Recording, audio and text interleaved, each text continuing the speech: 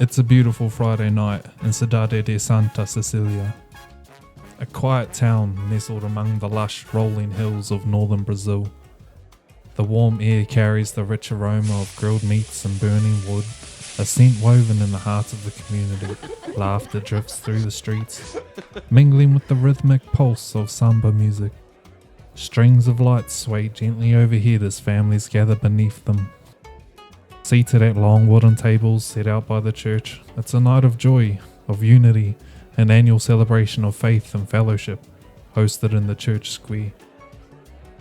Children chase each other between food stalls, elders clap to the beat, and all around there's the hum of life, peaceful, full, and unaware. Pedro, a local preacher, farmer and town legend, stands before a rapt crowd, his voice carrying weight as he recounts the tale of Moses, of his faith, his trials, and the trials he overcame to lead his people. The small congregation of locals gathered around the church, the air thick with the scent of roasting meats and fresh bread.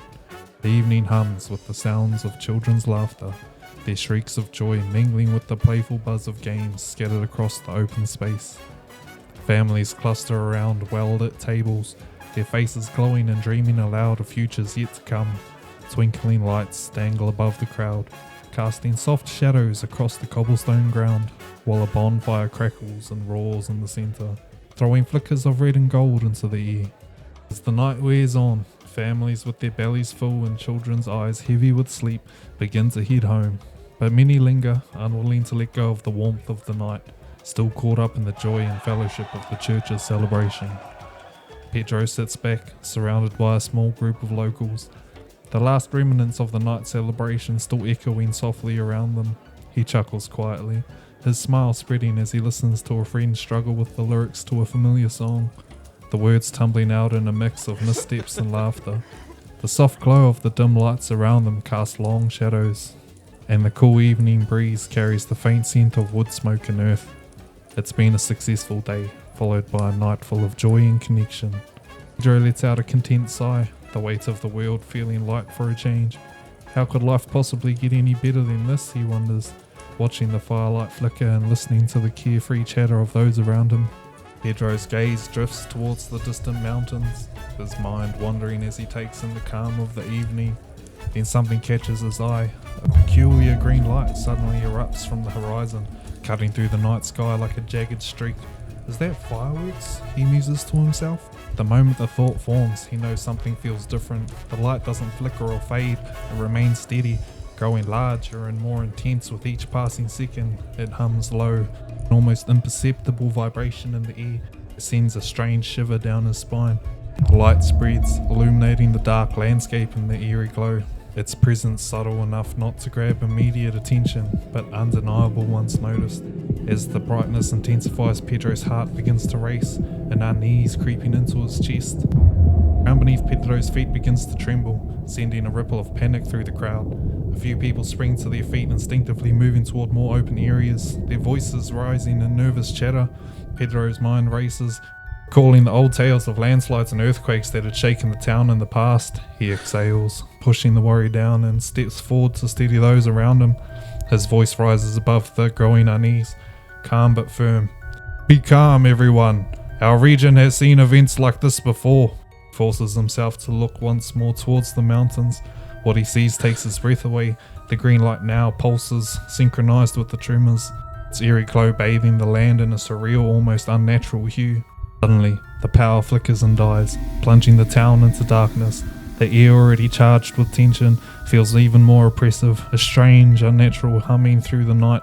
Pedro feels the pull of it, something deep, something ancient, drawing his attention to the cross hanging from his neck.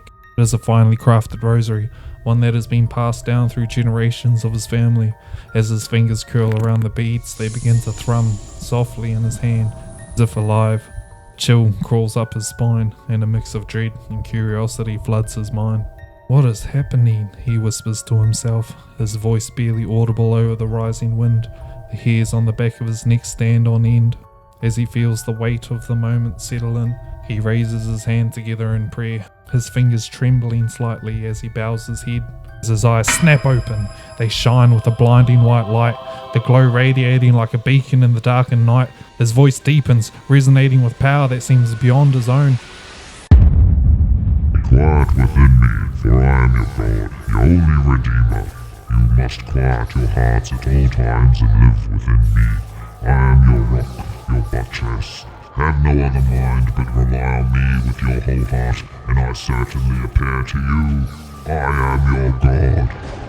Voice reverberates through the crowd, each syllable ringing with an otherworldly authority. It is very simple now. Look upon me with your heart, and your spirit will immediately grow strong. You will have a path to practice, and I will guide your every step. My word shall be revealed to you all at all times and in all places, no matter where or when or how adverse the environment is. I will make you see clearly. My heart shall be revealed to you if you look to me with yours. In this manner you will run down the road ahead and never lose your way. As Pedro recites the prayer, the bright light in the distance grows, almost like a miniature sun, illuminating the dark night sky and the land below with a green hue, as if seen through tinted glasses. Some locals join Pedro in prayer, others run to their loved ones, fearing the worst. While many are paralyzed by panic, people's eyes begin to glow with the same pulsing green light. Some collapse as their bodies start to change. Someone bursts into flames with fire seeming to push out from their skin, while another grows horns similar to those of a bull. Screams ring out as the panic escalates, overwhelming everyone's ability to process what's happening. Pedro finishes his prayer, and almost in response, the mountain appears to explode as the green light surges, spreading across the land like a moving ethereal wall. The light rushes forward, unstoppable, yet causing no destruction. As the wall of green light draws nearer, Pedro's hands raise instinctively, bathed in an ethereal glow. His rosary floats between his palms as he becomes suspended by some unseen force, glowing with a power that seems to resonate with the very pulse of the world. The light around him intensifies, brightening the entire area as if the heavens themselves were opening. A loud crack echoes through the night as the wall of light collides with an unseen barrier. The force of the impact reverberates through the air, creating a shockwave that ripples outward. For a split second everything goes still. Then the light spreads, curling around the church and its grounds, forming a protective zone almost the size of a football field. Chaos and panic that had gripped the town come to an abrupt halt. The screams fade into silence. Frantic movements of the people freeze. Everyone in that moment seems to forget how to move, mesmerized by the sight before them. They stand within this bubble of energy, a sensation akin to being trapped inside a glass box. The green light washes over them, a ghostly ocean. Its chill almost palpable. It's as though the world itself has held its breath, watching, waiting. And just as suddenly as it arrived, the green light disappears. The landscape falls into complete and utter darkness. No lights flicker back on, no music plays, there's no laughter, no movement. The only sound that breaks the silence is the soft crackling of the bonfire, still burning in the centre of the town, as though nothing had happened at all. People stand in stunned silence, still processing the inexplicable events that just transpired. Their eyes slowly turn toward Pedro, his figure now standing alone at the centre of the darkened square. His eyes, still glowing with the white light, radiate a calming energy, a stark contrast to the chaos that surrounds them. Hands remain raised, the rosary still floating between his palms, suspended in the air like a silent symbol of hope and power. Then without warning, the same deep, resonant voice that had recited the prayer fills the night once more, echoing from Pedro's very being. Be warned, the sanctuary will last only a day.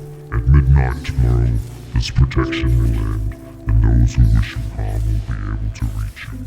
Prepare, for evil is coming, and you must be ready. A sudden intense flash of light bursts from Pedro's body, blinding in its brilliance. The people instinctively shield their eyes, but when the light fades, Pedro stumbles, falling to his knees. His once calm demeanour shatters, replaced by heavy breaths and shaky hands.